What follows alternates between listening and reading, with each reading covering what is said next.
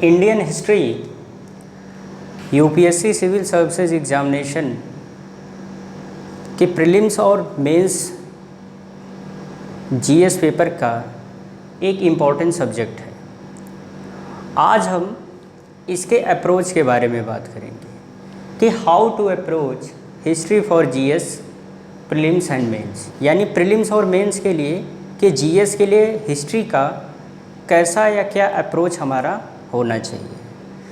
तो इस कड़ी में, इस लेक्चर में हम हिस्ट्री के रेलिवेंस के बारे में बात करेंगे कि कितना क्वेश्चन या किस टाइप के क्वेश्चंस प्रीलिम्स और मेंस में हिस्ट्री से पूछे जाते हैं, या हिस्ट्री के किस पार्ट का ज़्यादा रेलिवेंस है और किस पार्ट का कम है, और अलग अलग पार्ट में किस टॉपिक पे हमको ज़्यादा ध्यान देना चाहिए और किस टॉपिक पे हमको कम ध्यान देना चाहिए। और साथ ही साथ हम कुछ प्रीवियस ईयर्स के क्वेश्चंस को भी देखेंगे ताकि उससे हमको क्वेश्चन के नेचर के बारे में पता चलेगा कि कैसे क्वेश्चन जो है हिस्ट्री से पूछे जाते हैं। तो अगर हम इस स्टार्टिंग की बात करें तो इंडियन हिस्ट्री को 3 भागों में या 3 पार्ट में डिवाइड किया गया है।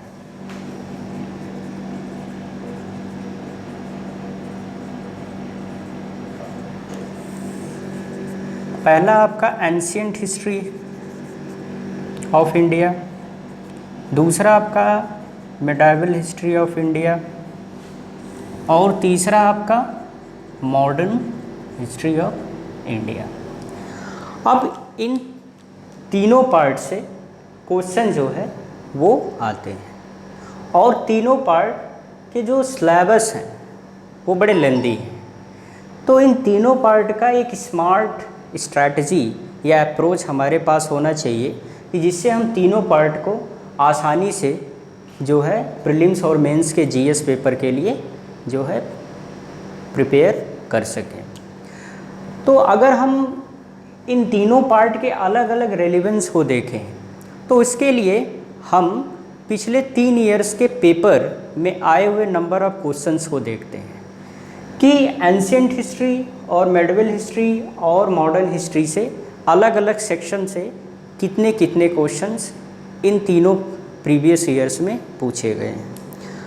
तो अगर हम प्रीवियस ईयर्स की बात करें तो 2017, 2018 और 2019 इन 3 ईयर्स प्रीवियस ईयर्स की बात करेंगे, और इसी से हम एक आइडिया लगाने की कोशिश करेंगे कि हिस्ट्री के किस पार्ट का ज़्यादा रेलिवेंस है और उस पर हमको ज़्यादा समय देना चाहिए। तो अगर 2017 की बात करें तो इसमें एंशिएंट हिस्ट्री का सिर्फ एक क्वेश्चन आया था, और मिडाइवल हिस्ट्री से भी एक क्वेश्चन पूछे गए थे, और लेकिन मॉडर्न हिस्ट्री से 7 क्वेश्चन पूछे गए थे। अब अगर 2018 की बात करें तो एंशिएंट हिस्ट्री से कोई क्वेश्चन नहीं आया था, और मिडाइवल हिस्ट्री से एक क्वेश्चन आया था, और बाकी मॉडर्न हिस्ट्री से आपके 12 क्वेश्चन आए थे।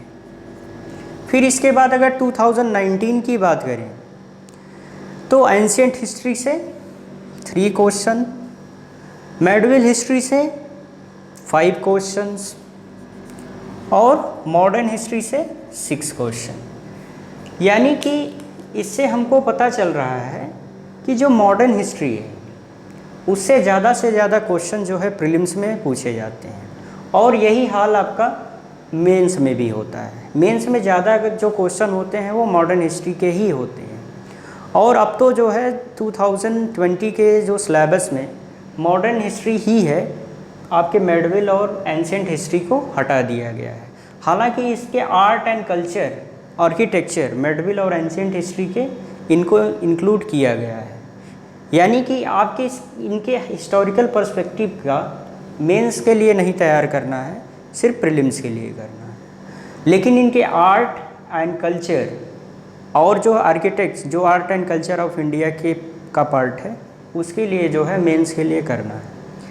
यानी कि एंशिएंट और मिडाइवल और मॉडर्न, ये तीनों अलग अलग जो है हमने देखा कि कितने कितने क्वेश्चंस आते हैं।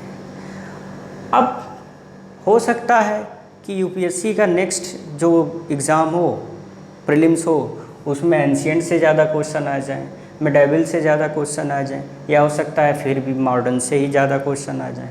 यानी ये नंबर्स फ्लक्चुएट होते रहते हैं, कभी एंशिएंट से क्वेश्चन ज़्यादा आएंगे, कभी मेडिवल से आएंगे, कभी मॉडर्न से आएंगे। तो अगर हम प्रीलिम्स के पेपर के वेटेज की बात करें तो 2017 में 9 क्वेश्चन आए थे और 2018 में 13 क्वेश्चन आए थे, और आपके 2019 में टोटल 14 क्वेश्चन आए थे। 9, 13, 14, यानी 10 to 15 के बीच में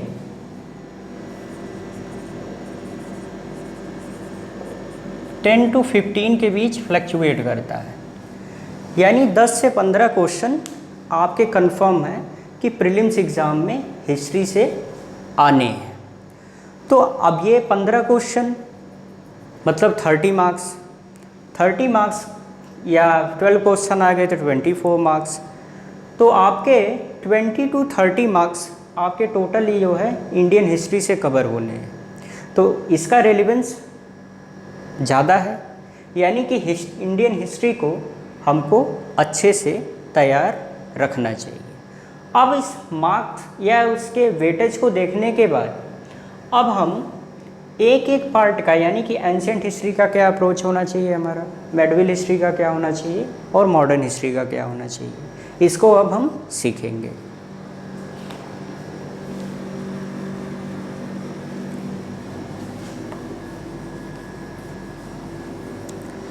अगर हम एंशिएंट हिस्ट्री की बात करें तो इसके कुछ ऐसे चैप्टर्स हैं जो बहुत ही इम्पोर्टेंट हैं, जैसे आपका इंडस वैली सिविलाइजेशन, जिसको हड़प्पा सभ्यता भी कहते हैं या सिंधु घाटी सभ्यता। तो ये आपका पहला ऐसा टॉपिक है जो बहुत ही इम्पोर्टेंट, और इसका क्या अप्रोच होना चाहिए, यानी कि इसको हम कैसे पढ़ें। तो इसके हर किसी सिविलाइजेशन के उसके कल्चर के बारे में, उसके इकोनॉमिक एक्टिविटी के बारे में, उसके सोशल और पॉलिटिकल ऑर्गेनाइजेशन के बारे में, उसके गवर्नेंस सिस्टम के बारे में, रिलीजियस प्रैक्टिसेस के बारे में हमको जो है ध्यान से पढ़ना चाहिए। यानी गवर्नेंस के बारे में, इकोनॉमिक एक्टिविटी के बारे में,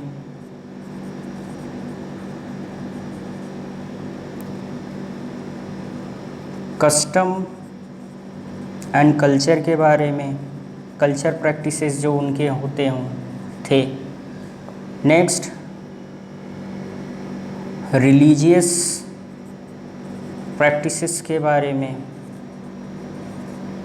इकोनॉमिक एक्टिविटी में जैसे कि उनका जो है पशुपालन कैसा होता था, किन किन पशुओं का पालन करते थे, और एग्रीकल्चर कैसी थी, कस्टम एंड कल्चर में कि उनके क्या वो एंटरटेनमेंट के क्या क्या साधन उनके पास थे, या वो किस किस प्रकार के फेस्टिवल को सेलिब्रेट करते थे, और गवर्नेंस उनका कैसा था, यानी पॉलिटिकल सिस्टम कैसा था। उसके बाद उनका सोशल ऑर्गेनाइजेशन या उनका समाज कैसा था, और रिलीजियस प्रैक्टिसेस कैसी थी, इन सब पे हमारा विशेष ध्यान होना चाहिए। और इसके बाद क्योंकि कॉन्सेप्चुअल क्वेश्चन जो है, कॉन्सेप्ट टाइप के क्वेश्चन जो है एंशिएंट, मेडिवल और मॉडर्न से ज़्यादा पूछे जाते हैं, फैक्चुअल क्वेश्चन जो है वो कम होते हैं। तो इसके बाद हम देखते हैं कि जो इम्पोर्टेंट साइट्स हैं इंडस वैली सिविलाइजेशन की, उनके बारे में हमको पता होना चाहिए। कि कभी कभी क्वेश्चन पूछ देता है कि कुछ साइट्स के नाम दे देते हैं, उसमें ये दे देता है which one of the among is not related to Indus valley civilization, इनमें से कौन जगह जो है वो सिंधु घाटी सभ्यता से संबंधित नहीं है। तो उसमें जब आपको साइट्स के बारे में पता होगा, जैसा कि 2019 के क्वेश्चन में एक पेपर में एक क्वेश्चन आया था कि इंडस वैली सिविलाइजेशन के साइट से रिलेटेड, तो इसके बारे में हमको पता होना चाहिए। और ये जितनी भी टॉपिक हैं, जैसे गवर्नेंस है, इकोनॉमिक एक्टिविटी, कस्टम कल्चर है और रिलीजियस प्रैक्टिस है, ये हमारा इजिप्ट सिविलाइजेशन और इसके बाद मेसोपोटामिया, इनसे जो है कोरिलेट करके होना चाहिए। और दूसरी बात, जो स्टोन एज है, स्टोन एज के जितने भी हैं, पैलियोलिथिक है, मेसोलिथिक है, नियोलिथिक है, यानी पूरा पाषाण काल, मध्य पाषाण काल और नवपाषाण काल, और चाल्कोलिथिक, ये जो जितने भी सभ्यताएं हैं या जो टॉपिक हैं, उनसे कोरिलेट करके आप इंडस वैली सिविलाइजेशन के custom, culture, religious practice, sites और गवर्नेंस को देखेंगे। इसके बाद इंडस वैली सिविलाइजेशन को देखने के बाद हमारा जो अगला टॉपिक एंशिएंट का इम्पोर्टेंट है, वो वैदिक इरा।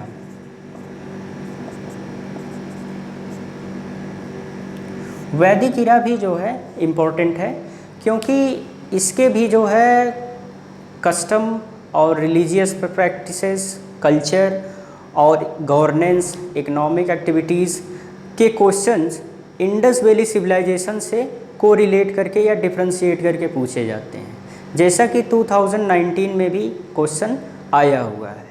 तो वैदिक इरा का भी एक जो है कंपैरिजन हम इंडस वैली सिविलाइजेशन के गवर्नेंस, इकोनॉमिक एक्टिविटीज़ से करते हुए इन दोनों का कंपैरिजन करके हम इसको पढ़ते हैं, जिससे जो है हमारा कॉन्सेप्ट भी क्लियर होगा और हम जो है आसानी से क्वेश्चन का आंसर दे सकेंगे। अब वैदिक इरा के बाद जो इम्पोर्टेंट टॉपिक है वो आपका जैनिज़्म, बुद्धिज़्म। जैनिज़्म और बुद्धिज़्म ये बहुत ही इम्पोर्टेंट टॉपिक हैं एंशिएंट हिस्ट्री के, यानी कि इनके जो है टीचिंग प्लेसेस, रिलेटेड प्लेसेस, इन दो के बारे में बहुत ही अच्छे से नॉलेज होना चाहिए। दूसरी बात ये कि इनके जो गवर्नेंस सिस्टम में कुछ पोस्ट होती थी, जिनके बारे में बहुत ही अच्छे से पता होना चाहिए। जैसे कि बुद्धिज़्म के समय में जो है ग्रामनी एक होती थी, बाली जो है एक टैक्स सिस्टम होता था, और जो है शौकिका होते थे जो टोल कलेक्टर होते थे। तो इन पोस्ट के बारे में या डेजिनेशन के बारे में पता होना चाहिए कि ये पर्टिकुलर पोस्ट जो है किस काम के लिए, किस एडमिनिस्ट्रेशन को जो है संभालने के लिए बनाई गई थी। तो यानी सोशल पॉलिटिकल सिस्टम पे विशेष ध्यान होना चाहिए, इकोनॉमिक एक्टिविटी पे विशेष ध्यान होना चाहिए, एज वेल एज उनके रिलीजियस प्रैक्टिसेस पे भी जो है आपका ध्यान या होना चाहिए। कॉन्सेप्ट जो है हमेशा इनसे रिलेटेड क्लियर होने चाहिए। नेक्स्ट, और बुद्धिज़्म और जैनिज़्म के प्लेसर या साइट्स के बारे में जो है वो ज़्यादा से ज़्यादा पूछा जाता है। धम्म क्या होता था ये भी पता होना चाहिए, या जो इनके स्पिरिचुअल जो है बुक्स हैं या अकाउंट्स हैं, जो जैसे कि विनय पिटका है, सुक्त पिटका है, धम्म है, इन सब के बारे में आपको डीपली जो है अच्छे से पता होना चाहिए। दूसरी बात, इनकी लैंग्वेज क्या होती थी, यानी कैसे जो है ये अपने टीचिंग को स्प्रेड करते थे, लोगों को टीच करते थे, किस लैंग्वेज का यूज़ बुद्धिज़्म करते थे, जैनिज़्म करते थे, और इनका कंटेम्प्रेरी जो है ब्राह्मण या ब्राह्मणिज़्म से क्या जो है रिलेशन था, यानी कि उस समय जो है हिंदू रिलीजन और इन रिलीजन में क्या जो है कोरिलेशन या डिफरेंशिएशन या डिफरेंट क्या था, इन सब के बारे में जो है अच्छे से कंसेप्ट क्लियर होने चाहिए। नेक्स्ट,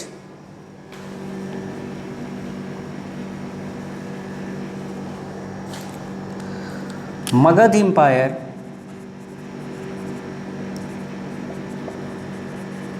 बहुत ही इम्पोर्टेंट पूरे एंशिएंट हिस्ट्री का है। इसमें जो है आपको मौर्य डायनेस्टी और जो जितनी भी डायनेस्टी हुई उनमें से सबसे जो इम्पोर्टेंट डायनेस्टी आपकी रही वो मौर्यन। और मौर्यन डायनेस्टी में सबसे इम्पोर्टेंट अशोका। अशोका के बारे में आपको बहुत अच्छे से जानना पड़ेगा। उसके इंस्क्रिप्शन और रिलीजियस पॉलिसी के बारे में जो है अच्छे से पढ़ना है। यानी अशोका से इंस्क्रिप्शन जो बन उसके थे उनके बारे में आपको बहुत ही अच्छे से पढ़ना है। यानी कि मगध एम्पायर के, दूसरी बात अशोका के टाइम के क्या गवर्नेंस सिस्टम थे, या मगध के एम्पायर का क्या कैसा गवर्नेंस सिस्टम था, मौर्यन डायनेस्टी का क्या गवर्नेंस सिस्टम था, इनका जो है सोशल सिस्टम कैसा था, रिलीजियस सिस्टम कैसा था, और इकोनॉमिक एक्टिविटीज़ आर्थिक गतिविधियाँ कैसी थी, इन सब के बारे में जो है कॉन्सेप्चुअल नॉलेज जो है हमको होना ज़रूरी है। इसके बाद मौर्य के बाद अगर हाँ एक और बात कि मौर्यन डायनेस्टी में भी जो है कुछ इम्पोर्टेंट पोस्ट या डेजिग्नेशन होते थे, जैसे कि राजुकास होते थे फॉर द जस्टिस पर्पज, और जो है धम्म प्रवर्तक होते थे जो धम्म का प्रचार करते थे अशोका के टाइम में। और इसके बाद आपके बहुत सारे ऐसे डेजिग्नेशन होते थे जिनके बारे में आपको पता होना ज़रूरी है, क्योंकि वो जो है एंशिएंट हिस्ट्री के क्वेश्चन जो है सीधे जो है पोस्ट से रिलेटेड हो सकते थे। जैसे कि पूछा जा सकता है consider the following statement regarding to the राजुकास। राजुकास के बारे में निम्नलिखित कथनों पर विचार कीजिए। तो उनके कुछ जो है इस फीचर्स दे देंगे, उनमें से फिर आपको ऑप्शन जो है चूज़ करना होता है। इसलिए जो है उनके इकोनॉमिक, पॉलिटिकल और जो है सोशल, रिलीजियस और कल्चरल एस्पेक्ट्स को देखने के साथ साथ उनके क्या क्या जो है डेजिग्नेशन जो है पॉलिटिकल सिस्टम में होते थे उनके बारे में भी पता होना चाहिए। सेम स्ट्रैटेजी आपकी जो है गुप्ता एम्पायर के लिए भी या डायनेस्टी के लिए होना चाहिए। तो यानी कि ये आपके एंशिएंट हिस्ट्री के इम्पोर्टेंट जो है ये टॉपिक। बाकी जो है आते हैं मेडावल हिस्ट्री के बारे में। आपको जो है बहुत ज़्यादा जो है कुछ इम्पोर्टेंट रूलर के बारे में भी नॉलेज होना चाहिए। रूलर के बारे में भी पता होना चाहिए, जैसे समुद्रगुप्त, विष्णुगुप्त, स्कंदगुप्त, विक्रमादित्य, चंद्रगुप्त विक्रमादित्य द्वितीय, इन सब के बारे में थोड़ा बहुत पता होना चाहिए। बाकी इनके जो है governance, social system, economic activity और उन गवर्नेंस सिस्टम में कौन कौन से डेजिग्नेशन होते थे, पोस्ट क्या क्या होते थे, उनके रिलेटेड वर्क क्या होते थे, उसके बारे में पता आपको होना चाहिए। और इसके बाद थोड़ा जो इम्पोर्टेंस है वो आपका जो है पुष्यभूति वंश, जिसमें हर्षवर्धन एक इम्पॉर्टेंट रूलर था और उसके थोड़े पॉलिसीज़ के बारे में भी हमको पढ़ना चाहिए। अब इन सबको पढ़ने देखने के बाद, एंशिएंट हिस्ट्री को देखने के बाद, अब हम जो है आते हैं मेडावल हिस्ट्री के पार्ट में, मध्यकालीन भारत के, कि इसके क्या क्या कौन कौन से इम्पॉर्टेंट टॉपिक हैं। तो मध्यकालीन भारत का जो है रिसेंट ट्रेंड अगर देखें तो इन यहाँ से क्वेश्चंस आने ज़्यादा चालू हो गए हैं।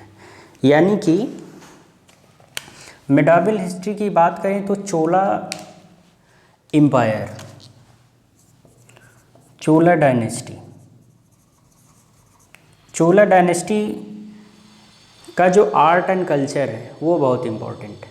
यानी कि इसके आर्किटेक्चर, टेम्पल आर्किटेक्चर और इनके सोशल सिस्टम क्या होते थे, इनके एग्रीकल्चर के लिए क्या क्या जो है स्कीम्स थी, इनके जो है रिलीजियस जो है क्या क्या प्रैक्टिसेस होते थे, इनका गवर्नेंस सिस्टम कैसा था। तो चोला डायनेस्टी के बारे में आपको डीपली जो है पता होना चाहिए। इसके बाद बहुत सारे जो है फ्यूडल डायनेस्टी आई, जो विभिन्न विभिन्न किसी न किसी जो है डायनेस्टी की जो है वो फ्यूडल थी। यानी फ्यूडलिज्म का जो है उदय हमारा मेडीवल इंडिया में होता था, सामंतवाद। यानी कि गुप्ता के बहुत सारे गुप्त डायनेस्टी के बहुत सारे फ्यूडल थे जो बाद में चल के एक राजा बन गए, एम्पायर बन गया। तो यानी कि फ्यूडल जो है, और इसमें जो है हर एक डायनेस्टी के बारे में ये पता होना चाहिए कि ये डायनेस्टी किस पर्टिकुलर जो है डायनेस्टी के फ्यूडलिज्म का पार्ट थी, यानी उसके फ्यूडल सिस्टम का पार्ट थी, और बाद में चल के जो है वो एक एम्पायर या जो है किंगडम में कन्वर्ट हो गई। चोला डायनेस्टी के बाद नॉर्थ इंडिया में जो है चौहान और जो है आपके और भी इम्पोर्टेंट है, जैसे प्रतिहार, गुर्जर प्रतिहार, पालाज, ये सब जो है थोड़े इम्पोर्टेंट चैप्टर्स हैं। इनका बहुत डीपली नॉलेज नहीं लेना है आपको, बस थोड़ा बहुत जो है इनके बारे में पता होना चाहिए। लेकिन चोला डायनेस्टी के जो है social system, political system, religious practices और उनके आर्किटेक्चर, टेम्पल आर्किटेक्चर के बारे में पता होना चाहिए। और पर्टिकुलर जैसे कुछ टेम्पल के बारे में पूछ लेता है कि इस टेम्पल का निर्माण किसने करवाया था, या उनसे रिलेटेड जो है मैचिंग द फॉलोइंग पूछ लेता है। तो ऐसे जो है इनकी तैयारी जो है हमको करनी चाहिए। चोला डायनेस्टी के बाद नेक्स्ट जो इम्पोर्टेंट है आपका वो दिल्ली सल्तनत। या दिल्ली सल्तनत के बाद जो विजयनगर एम्पायर,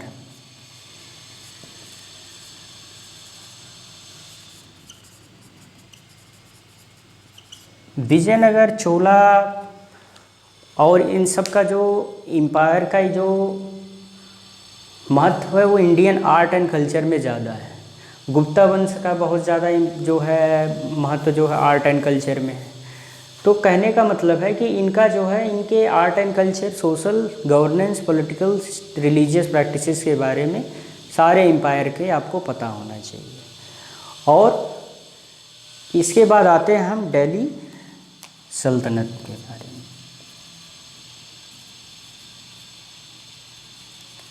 दिल्ली सल्तनत में जो है आपको पोस्ट के बारे में बहुत पता होना चाहिए। जैसे कि बहुत सारे जो है पोस्ट जो है दिल्ली सल्तनत में भी होते थे, जैसे जो है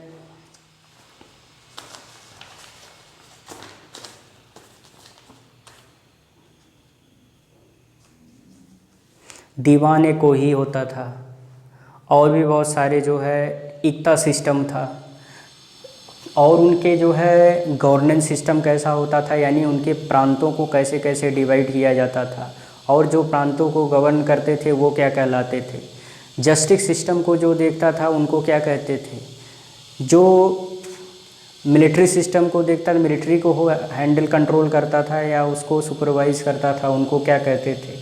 तो दिल्ली सल्तनत में जो अलग अलग डिपार्टमेंट थे, चाहे वो रेवेन्यू डिपार्टमेंट हो, डिफेंस डिपार्टमेंट हो, या जो है रिलीजियस डिपार्टमेंट हो, जस्टिस डिपार्टमेंट हो, तो उनके जो हेड होते थे वो कौन होते थे, उनको क्या कहते थे, तो उनके बारे में जो है आपको पता होना चाहिए। और जो है उनके पूरे अपने एम्पायर सल्तनत को गवर्न करने का क्या तरीका था। जैसे कि दिल्ली सल्तनत में जो है इक़्तिदारी चलती थी, इक्ता सिस्टम हुआ था, तो इक्ता सिस्टम के बारे में पता होना चाहिए। यानी कि इससे रिलेटेड जो है आपके चीज़ों के बारे में पता होना चाहिए। बलबन की बहुत सारी पॉलिसीज़ थी, इल्तुतमिश की पॉलिसीज़ थी, तो उसके बारे में पता होना चाहिए। और दूसरी बात जो है अलाउद्दीन और मोहम्मद बिन तुगलक, ये दो जो है इम्पोर्टेंट दिल्ली सल्तनत के जो है किंग थे, सुल्तान थे, जिनके बारे में भी, जिनके पॉलिसीज़ के बारे में आपको पता होना चाहिए। दूसरी बात, नेक्स्ट आते हैं मुग़ल वंश, मुग़ल डायनेस्टी। मुग़ल डायनेस्टी में भी सेम प्रोसीजर आपको फॉलो करना है। उनके जो है पॉलिटिकल गवर्नेंस सिस्टम के बारे में आपको बहुत अच्छे से पता होना चाहिए। मुग़ल्स की क्या रिलीजियस पॉलिसीज़ थी टूवर्ड इंडियन सिटीजन और इंडियन पीपल्स, वैसे दिल्ली सल्तनत के जो सुल्तान होते थे उनकी क्या पॉलिसीज़ थी इंडिया में, रिलीजियस पॉलिसीज़ कैसी थी, उनका गवर्नेंस सिस्टम कैसा था, और उनके गवर्नेंस सिस्टम में जो ऑफिशियल्स होते थे, ऑफिसर्स होते थे, उनको क्या कहते थे। जैसे कि मुग़ल डायनेस्टी में जो है जमींदारी सिस्टम थी, जागीरदारी सिस्टम थी, और जो है सूबेदार हुआ करते थे, एक एक सूबे के सूबेदार हुआ करते थे, और उनका अलग अलग जो है अपना डेजिग्नेशन था, और वो अलग अलग जो है मैनेजमेंट या जो है एक्ट के लिए रिस्पॉन्सिबल थे। तो ऐसे ही मुग़ल डायनेस्टी के हम जो है पॉलिटिकल सिस्टम को बहुत अच्छे से पढ़ेंगे। उनका रेवेन्यू कलेक्शन का सिस्टम कैसा था, या रेवेन्यू को कलेक्ट करने वाले कौन होते थे। तो ऐसे जो है हम आसानी से तैयारी जो है, यानी कि अगर मॉडर्न हिस्ट्री के अप्रोच में देखें तो डिसइंटीग्रेशन ऑफ मुगल्स, दूसरी बात and origin of different provinces,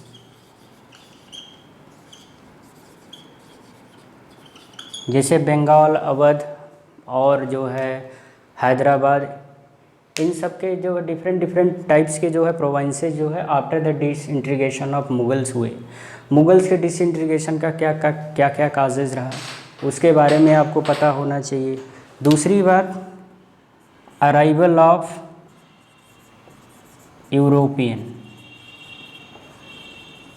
Europeans के अराइवल में क्या कैसे जो है इनका अराइवल इंडिया में हुआ, कंसोलिडेशन जो है ब्रिटिश का कैसे इंडिया में हुआ, यानी कैसे मजबूती जो है ब्रिटिश को मिली, यानी जैसे कि हम जो है बक्सर या सिराजुद्दौला से क्या कन्फेडरेशन उनके रहे, और जो है बंगाल को उन्होंने कैसे ऑक्युपाइड किया, कैसी पॉलिसीज़ को इम्प्लीमेंट करके जो है डिफरेंट जो है प्रोविंसेस और पार्ट्स को वो धीरे धीरे इंडिया अपने जो है आधिपत्य में लेते चले गए।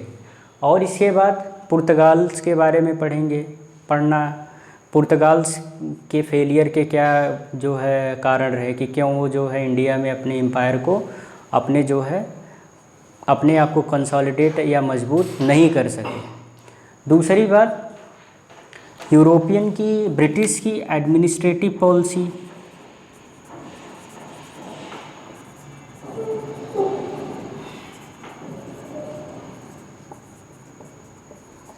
इकोनॉमिक पॉलिसी, रिलीजियस पॉलिसी,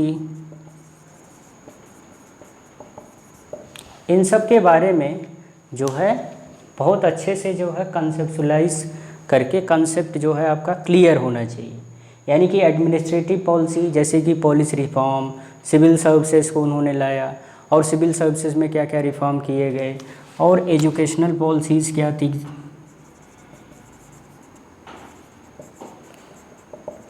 इसके बारे में जो है ब्रिटिशर्स के इन सारी पॉलिसीज़ के बारे में आपको बहुत अच्छे से पता होना चाहिए। और इनसे रिलेटेड जो है जैसे कि वुड्स डिस्पैच, और भी बहुत सारे जो है कमीशंस आए, जैसे कि साइमन कमीशन आया, और आपके बहुत सारे एक्ट्स आए जैसे Pitt's India act, regulating act, Indian government act 1935, Morley Minto reforms, और जो है आपके मॉन्टेग्यू चेम्सफोर्ड रिफॉर्म्स, ये बहुत सारे जो है टाइप्स के आपके एडमिनिस्ट्रेशन में रिफॉर्म्स करने के लिए बहुत सारे एक्ट और रेगुलेशन बनाए गए, जिनके ऑब्जेक्टिव और उनके प्रोविज़न्स के बारे में आपको पता होना चाहिए। दूसरी बात, इसके बाद की ब्रिटिशर्स की इंडिया में इकोनॉमिक पॉलिसी क्या थी, कैसे जो है उनकी पॉलिसी जो है भारतीय उद्योगपतियों के लिए थी, या भारतीय उद्योग को उन्होंने कैसे नष्ट किया या ख़राब किया, और क्या जो है कैसे जो है उन्होंने एक समृद्ध भारतीय व्यापार को जो है पूरे वर्ल्ड में जो कि उस समय बहुत ही फेमस था, उसको कैसे जो उन्होंने नष्ट किया। दूसरी बात कि इंडिया में उनकी एग्रीकल्चर पॉलिसी गई थी, फार्मर के साथ कैसे जो है रिलेशन उनके थे, या फार्मर के टुवर्ड क्या उनकी पॉलिसीज़ थी, रेवेन्यू वो कैसे कलेक्ट करते थे, या उनसे रिलेटेड जो विद्रोह हुए, असंतोष जो है फार्मर्स में क्यों हुआ, क्या ऐसी पॉलिसीज़ थी जिससे जो है बहुत सारे जो है, जैसे आपका इंडिगो जो है रिबेल हुआ था, बंगाल में भी हुआ था शुरू में, फिर इसके बाद जो है बिहार में हुआ, जिसके कारण जो है चंपारण सत्याग्रह हुआ। तो और जो है इंडियन को जो रिक्रूट करते थे उनके टुवर्ड क्या पॉलिसीज़ थी। तो इन सब से रिलेटेड जो है आपको जो है इनके पॉलिसीज़ के बारे में अच्छे से पता होना चाहिए। नेक्स्ट अगर इसके मॉडर्न इंडिया की बात करें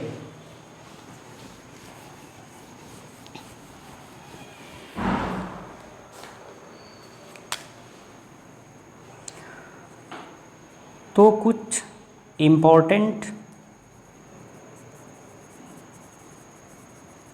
मूवमेंट जैसे बंग मूवमेंट हुआ, कूका मूवमेंट हुआ, संथाल अपराइजिंग या पीजेंट्स मूवमेंट जिसको कहते हैं, बहुत सारे पीजेंट्स मूवमेंट्स भी हुए, और जो है आदिवासी के जैसे असम में हुआ था आपका, और जो है संथाल विद्रोह, और इसके बाद आपके बहुत सारे जैसे कि मुस्लिम मूवमेंट भी हुए थे, जिसमें जो है खिलाफत आंदोलन और उनके से रिलेटेड कौन कौन से पर्सनालिटीज़ थे, हेड कौन से थे उनके, तो उन सब मूवमेंट्स के बारे में आपको अच्छे से पता होना चाहिए। नेक्स्ट इसके बाद इम्पोर्टेंट मैगज़ीन्स एंड एडिटर, यानी कि कुछ उस समय जो है इम्पोर्टेंट मैगज़ीन्स होती थी, जैसे नील दर्पण, या जैसे कि युगांतर, या हरिजन, या और भी बहुत सारी इम्पोर्टेंट मैगज़ीन्स और उनके एडिटर थे, तो उसके बारे में आपको पता होना चाहिए। नेक्स्ट इसके बाद सोशल रिफॉर्म्स इंडिया में कैसे हुआ, जैसे कि आर्य समाज, ब्रह्म समाज, और जो है बहुत सारे जो है रामकृष्ण परमहंस मिशन बनाया गया है, जिसको जो है स्वामी विवेकानंद ने जो है इस्टेब्लिश किया, परमहंस मिशन। तो उसके बारे में सोशल रिफॉर्म्स इन इंडिया में कौन कौन सी संस्थाएं इन्वॉल्व थी, और उनके जो है कौन कौन से इम्पोर्टेंट पर्सनालिटीज़ थे सोशल रिफॉर्म से रिलेटेड, जैसे स्वामी विवेकानंद, और जो है ब्रह्म समाज के आपके राजा राम मोहन राय। तो ऐसे जो है डिफरेंट पर्सनालिटीज़ थे जिनके बारे में आपको नॉलेज होना बहुत आवश्यक है। फिर इसके बाद Gandhi ji and related movement, जैसे गांधी जी के जो है सत्याग्रह, भारत छोड़ो आंदोलन, सविनय अवज्ञा, इन सब के बारे में जो है आपको अच्छे से उनके काजेस, उनका ऑब्जेक्टिव क्या था, और उनका क्या क्या टाइम पे क्रोनोलॉजिकल ऑर्डर में क्या क्या हैपन या इंसिडेंट हुए, उसके बारे में आपको बहुत अच्छे से नॉलेज होना चाहिए। और कुछ इम्पोर्टेंट पर्सनालिटीज़ उस समय थी, जैसे कि आपके लाल बाल गंगाधर तिलक, बिपिन चंद्र पाल, और भी जो है आपके पर्सनालिटीज़, यानी इम्पोर्टेंट पर्सनालिटीज़ के बारे में भी पता होना चाहिए। नेक्स्ट इसके बाद कुछ जो है ऑर्गेनाइजेशन बनाए गए थे, जैसे कि आपका जो है हिंदुस्तान रिपब्लिकन एसोसिएशन और जो है अनुशीलन समिति, बहुत सारे ऐसे ऑर्गेनाइजेशन बनाए गए थे जिनके किसने इस्टेब्लिश किया और उनका पर्पज़ क्या था और कौन कौन से पर्सन जो है उसके मुख्य मुख्य पार्ट थे। अब इन सब को देखने के बाद जो है मॉडर्न इंडिया को के अप्रोच को देखने के बाद अब आइए जो है हम कुछ क्वेश्चंस को देखते हैं, एक एक क्वेश्चन। मेडविल का एक क्वेश्चन देखेंगे, एक एंशिएंट का देखेंगे और एक मॉडर्न का देखेंगे, और इससे जो है ये जो है सीखने की कोशिश करेंगे, देखने की कि जो है क्वेश्चंस वो कैसे पूछे जाते हैं। एंशिएंट हिस्ट्री, मेडिवल हिस्ट्री और मॉडर्न इंडियन हिस्ट्री के प्रिपरेशन अप्रोच को देखने के बाद आइए हम उसके कुछ प्रीवियस ईयर क्वेश्चंस को देखते हैं, जिसको देखने के बाद आपको ये आइडिया हो जाएगा कि जो पीछे हमने अप्रोच बताया वो अप्रोच जो है इस क्वेश्चंस के अकॉर्डिंग बहुत ही सही लगता है, कि उसी अप्रोच के अकॉर्डिंग हमको जो है प्रिपरेशन करना चाहिए। तो यहाँ पे एक क्वेश्चन एंशिएंट इंडिया का है, एक मेडविल का है और एक मॉडर्न प्राचीन माध्यमिक और आधुनिक भारत के एक एक क्वेश्चंस हैं। तो अगर एंशिएंट इंडिया के क्वेश्चन की बात करें तो इसमें जो पहला क्वेश्चन है उसमें ये है कि with reference to the difference between Rigvedic Aryans and Indus valley peoples which following statement is correct. इसमें स्टेटमेंट दिए गए हैं कि ऋग्वेदिक आर्यन और इंडस वैली के जो लोग थे उनके बीच में क्या डिफरेंस था। तो पहला जो डिफरेंस दिया हुआ है कि Rigvedic Aryan use coat of mail and helmet in warfare where Indus valley civilisation did not leave any evidence of using him. पहला स्टेटमेंट है कि ऋग्वेदिक आर्यन जो होते थे वो जो है कोट ऑफ मेल और जो है हेलमेट का जो है लड़ाई में उपयोग जो है युद्ध में करते थे, लेकिन जो सिंधु घाटी सभ्यता के लोग थे या सिविलाइजेशन थी वहाँ पे ऐसा कोई एविडेंस नहीं मिलता है। दूसरा, Rigvedic people know gold silver copper where Indus valley people only know copper and iron. जो ऋग्वेदिक पीपल होते थे वो सोना, चांदी और जो है तांबा के बारे में जानते थे, और जबकि इंडस वैली के जो लोग थे या सिंधु घाटी के वो केवल कॉपर और आयरन जानते थे।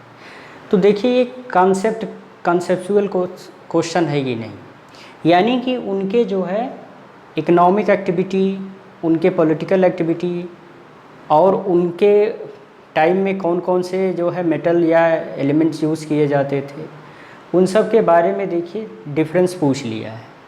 तो अगर हमारा कॉन्सेप्ट क्लियर रहेगा उनके जो है सोशल और सिस्टम के बारे में, सिविलाइजेशन के बारे में अगर कंसेप्चुअल नॉलेज है, क्या क्या फीचर्स थे, क्या क्या मेटल्स यूज़ किए गए थे और क्या कैसे एग्रीकल्चर की जाती थी, कैसे वारफेयर होता था, क्या रिलीजियस प्रैक्टिसेस थे उनके, तो उसके बारे में अगर आपको कंसेप्ट पता है तो आप आसानी से इसको जो है इसका आंसर दे लेंगे। तो इसमें जो पहला ऑप्शन है कि ऋग्वेदिक जो पीपल जो है वो हेलमेट और कोट ऑफ मेल का यूज़ करते थे, ये तो सही है, लेकिन इंडस वैली सिविलाइजेशन के लोग उसका उपयोग या ऐसे एविडेंस जो है इंडस वैली सिविलाइजेशन में नहीं मिले हैं कि वो भी इनका यूज़ करते थे। तो ये ऑप्शन आपका जो है ये करेक्ट है। नेक्स्ट अगर देखते हैं तो ऋग्वेदिक पीपल जो केवल गोल्ड, जिनको गोल्ड, सिल्वर और कॉपर का नॉलेज था, और यहाँ पे सिर्फ दिया हुआ है कि इंडस वैली सिविलाइजेशन के लोगों को सिर्फ कॉपर और आयरन के नाम से आयरन ही पता था, लेकिन इन लोगों को जो है ब्रॉन्ज़ या कांसे का भी जो है नॉलेज था और बहुत सारे जो है और भी प्रीसियस मेटल और जो है गोल्ड का भी नॉलेज था इनको। तो यहाँ पे स्टेटमेंट का जो सेकंड है वो करेक्ट नहीं है, यानी कि इसमें अगर ऑप्शन में हमको टिक करना होगा तो ऑप्शन ए 1 करेक्ट वो जो है हम टिक करेंगे। तो आपने देखा कि एंशिएंट हिस्ट्री से भी क्वेश्चन जो है वो कॉन्सेप्ट के पूछे जाते हैं। अगर आप सबका कॉन्सेप्ट क्लियर है तो आप आसानी से जो है क्वेश्चन का आंसर चूज़ कर लेंगे। अब इसके बाद मेडिवल हिस्ट्री के एक क्वेश्चन की बात करते हैं। कि with reference to Mughal India difference between jagirdar and zamindar, यानी जो है मुग़ल कालीन इंडिया में जागीरदार और जमींदार में क्या डिफरेंस होते थे, उसके में जो है रेफरेंस में स्टेटमेंट दिया हुआ। जागीरदार वेर होल्डर और land assignment in lieu of judicial police duties, whereas zamindar were holders of revenue rights without obligation to perform any duty और other than collection of revenue. यानी कि जो जागीरदार होते थे उनको जो है जो लैंड मिलती थी या जागीर मिलती थी वो जुडिशियल और पुलिस जो है ड्यूटीज़ को निभाने के लिए मिलती थी, जबकि जो जमींदार होते थे सिर्फ उनका एक काम था कि वो रेवेन्यू कलेक्ट करते थे और उसके अलावा कुछ नहीं करते थे। दूसरा स्टेटमेंट क्या है, लैंड असाइनमेंट टू जमींदार वेयर हेरिडेटरी और एंड रेवेन्यू राइट्स और जमींदार वेयर नॉट हेरिडेटरी, यानी कि जो रेवेन्यू राइट जमींदार को मिलता था वो जो है वंशानुगत नहीं होता था, जबकि लैंड असाइनमेंट जो जागीरदार को जागीर मिलती थी वो वंशानुगत होती थी। तो दोनों स्टेटमेंट को अगर आपको जो है मुग़ल कालीन जो है पॉलिटिकल सिस्टम के गवर्नेंस सिस्टम के बारे में कॉन्सेप्ट पता है तो आप जो है इसको आराम से कर लेंगे कि जागीरदार और जमींदार क्या होते थे, उनको लैंड जो असाइनमेंट दी जाती थी या जागीर या जमींदारी दी जाती थी क्या हेरिडेटरी होती थी, वंशानुगत होती थी या नहीं होती थी। तो इसके दोनों जो ऑप्शन हैं वो गलत हैं। क्यों? क्योंकि जो है जागीरदार जो होते थे वो आपके जुडिशियल और पुलिस वर्क के लिए नहीं होते थे, जबकि वो मिलिट्री वर्क के लिए जो है उनका असाइनमेंट होता था, यानी उनको जागीर जो है वो मिलिट्री मैनेजमेंट के लिए दी जाती थी। दूसरी बात जो जुडिशियल और पुलिस को जो देखते थे वो काजी होते थे। काजी जो है वो जुडिशियल और पुलिस डिपार्टमेंट के हेड होते थे, जबकि लोकल लेवल पे जमींदार जो है रेवेन्यू का भी काम कलेक्शन का काम करते थे और जुडिशियल और पुलिस ड्यूटीज़ को भी निभाते थे। नेक्स्ट, इसलिए जो है जो स्टेटमेंट फर्स्ट है वो गलत है। नेक्स्ट स्टेटमेंट को देखते हैं कि जो लैंड असाइनमेंट होता था जागीरदार को वो हेरिडेटरी नहीं होता था, यानी कि वो ट्रांसफरेबल होता था, एक जागीरदार से दूसरे जागीरदार को दिया जाता रहा, यानी वो वंशानुगत नहीं होता था। जबकि जो जमींदारी होती थी वंशानुगत होती थी, हेरिडेटरी होती थी, तो इसलिए ये दूसरा ऑप्शन भी क्या है, गलत है। तो इस प्रकार से हमारा ऑप्शन जो है डी वो करेक्ट है।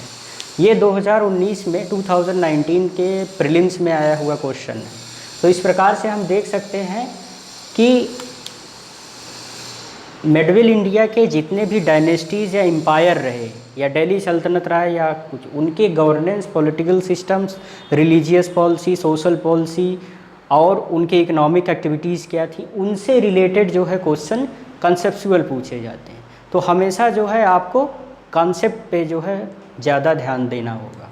और दूसरी बात, एक और इम्पॉर्टेंट टॉपिक जो मिडिवल इंडिया का है वो जो है सूफी मूवमेंट और भक्ति मूवमेंट है। तो उसकी जितनी भी टीचिंग है और जितने भी उसके ऑब्जेक्टिव हैं, उद्देश्य हैं, और उनसे रिलेटेड जो जो संत और महात्मा उनसे रिलेटेड थे, जो भी सूफी संत थे, उनके बारे में आपको पता होना चाहिए। नेक्स्ट, अब अगर हम क्वेश्चन की बात करें मॉडर्न इंडिया की, तो इसमें एक देखिए संथाल अपराइजिंग पे क्वेश्चन आया है और ये क्वेश्चन जो है 2019 का है कि after Santhal uprising subsided what measures taken by British government, यानी कि संथाल अपराइजिंग को दबाने के बाद ब्रिटिश गवर्नमेंट ने या कॉलोनियल गवर्नमेंट ने क्या जो है मेजर्स या प्रयत्न किए कि भविष्य में ऐसी घटनाएं ना हो। तो पहला जो ऑप्शन दिए, पहला जो स्टेटमेंट दिया है, the territories called Santhal Parganas were created, यानी संथाल परगना के नाम से अलग अलग टेरिटरीज़ को बनाया गया। It become illegal for a Santhal to transfer land to a non Santhal, non Santhal को जो है कोई एक संथाल जो है अपने लैंड को ट्रांसफ़र नहीं कर सकता था, वो इलीगल बना दिया गया। तो इसका जो दोनों ऑप्शन है वो करेक्ट है, यानी कि भविष्य में ऐसी घटनाएं ना हो उसके लिए संथाल परगना बनाया गया। दूसरा ये किया गया कि जो संथाल होगा वो नॉन संथाल को अपनी ज़मीन जो है वो नहीं दे सकता है। तो ये भी देखिए संथाल अपराइजिंग में जो स्टेप लिए गए आफ्टर अपराइजिंग ब्रिटिश गवर्नमेंट के, वो भी कॉन्सेप्ट से रिलेटेड क्वेश्चन। तो हमेशा जो है चाहे वो मॉडर्न हिस्ट्री हो या मेडिवल हिस्ट्री हो या एंशिएंट हिस्ट्री हो, हर एक एस्पेक्ट्स के उसके जितना हमने इम्पोर्टेंट बताया कि ये टॉपिक इम्पॉर्टेंट है, इस पे आपका ज़्यादा फोकस होना, ज़्यादा इम्फेसिस होना चाहिए, क्योंकि उस एरिया से क्वेश्चन बहुत ज़्यादा पूछे जाते हैं। तो उसके जो है कॉन्सेप्ट को आप जो है हमेशा क्लियर रखिए और वो आपके लिए बहुत ही beneficial. Modern India, medieval India और एंशिएंट इंडियन हिस्ट्री के अप्रोच को देखने के बाद आइए अब हम उनके रिसोर्सेज के बारे में बात करते हैं कि कौन कौन सी बुक्स को प्रिफ़र करना चाहिए हमें। तो अगर हम तैयारी के रिसोर्सेज की बात करें तो 6 to 12 NCERT ये मस्ट है आपके लिए। यानी हिस्ट्री को अगर आपको अच्छे से पढ़ना है तो ये 6 to 12 जो है NCERT जो है आपको 1 से 2 बार तो आपको ज़रूर पढ़नी चाहिए। दूसरी बात कि उसमें भी यही अप्रोच होना चाहिए कि उनके जो है पॉलिटिकल, सोशल, कल्चरल और रिलीजियस एस्पेक्ट्स को देखना है, और जो कि जब आप NCERT पढ़ेंगे तो उसमें आपको उसी के अकॉर्डिंग ही लिखा हुआ मिलेगा। यानी कि उनके गवर्नेंस सिस्टम के बारे में, उनके सोशल सिस्टम के बारे में आपको जो है NCERT में अच्छे से मिलेगा। दूसरी बात, अगर आप, ये तो रहा आपका प्राइमरी रिसोर्स, यानी कि प्रारंभ आपको स्टार्टिंग जो है NCERT से करना है। नेक्स्ट अगर जो है एडवांस्ड बुक की बात करें तो एंशिएंट के लिए अगर देखें हम तो RS शर्मा की जो एंशिएंट हिस्ट्री है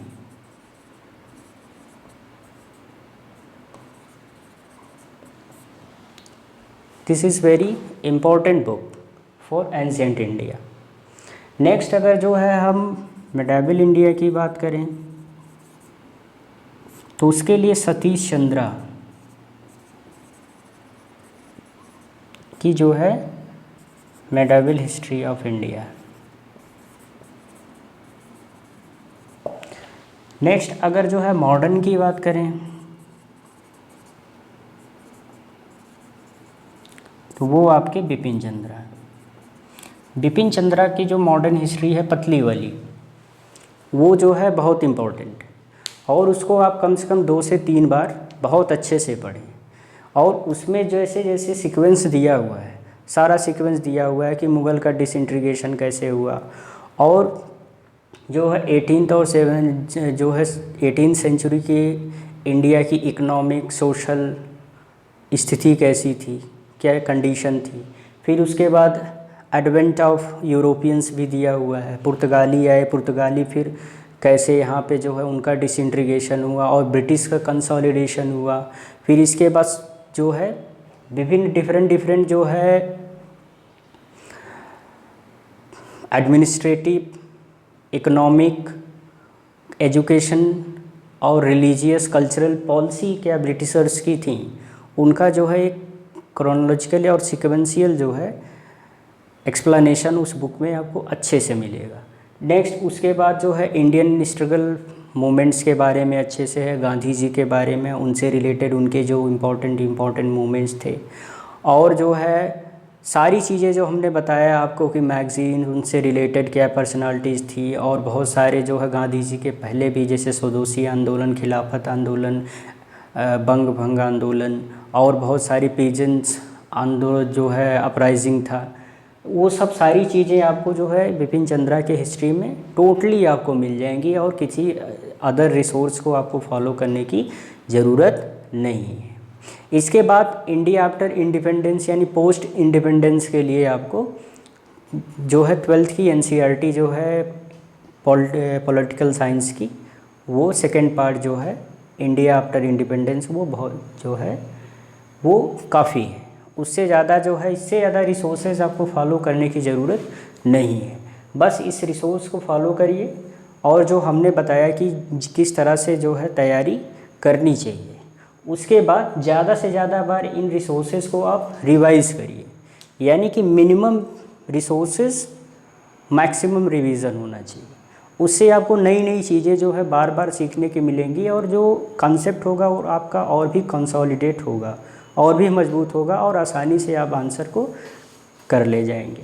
इसके बाद इन सब रिसोर्सेज को पढ़ने के बाद आप जो है प्रीवियस ईयर्स के पेपर्स को देखिए, उनके क्वेश्चंस को देखिए कि किस किस प्रकार के क्वेश्चन जो आए हैं।